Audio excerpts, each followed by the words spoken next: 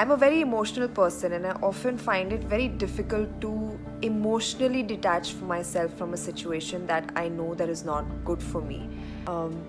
How do you think I can handle that situation? I would really like to know your perspective on it. There's a whole lot of talk in the world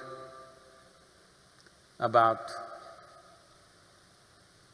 the head and the heart business, but the way you think is the way you feel. And the way you feel is the way you think.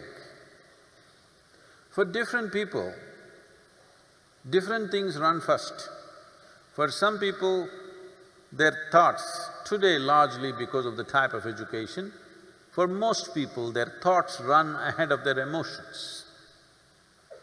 But still there is a sizable percentage of people for whom their emotions run ahead of their thought. Now what Sonakshi is asking is, there are situations that you don't wish to be in, but emotions are tangled up. So thought keeps going there, unknowingly you keep walking in the direction. What you need to understand is, thought is agile. Today my thought says she is the most wonderful person.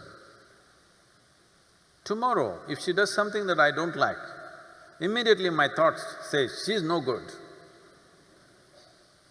But if my emotions have gone ahead with this wonderful person, emotions are not that agile, they cannot turn around so quickly, it's little sappy, it takes time.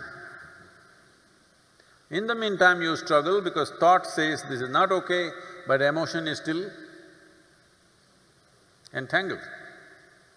Now what do I do about this? Don't try to control your emotions or thoughts, because the very nature of your mind is such that I don't want to think about this person means that's the only person I'm going to think about for the rest of my life. So, when compulsive thoughts and emotions come, first and foremost thing that you do is, you simply see them for what they are. You don't try to resist them. The moment you resist, they will multiply. In this mind, you don't have subtraction and division, you only have addition and multiplication. So, what you need to do, one thing is, just understand that thought and emotion are just a recycle of the data that is already there, something that you remember. It is just that memory is little smelly, it just keeps coming. You just have to see it like that, little distance from that. It is like you were jammed in a traffic jam, you were going to the airport, you got stuck in a traffic jam, how much anxiety and struggle you had, then somehow you got there and then you got into the airplane and you took off. From up there when you look down, how nice the traffic jam looks,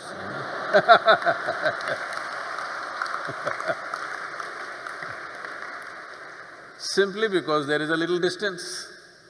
Still the same traffic jam, but because there is a distance, suddenly there is nothing to it.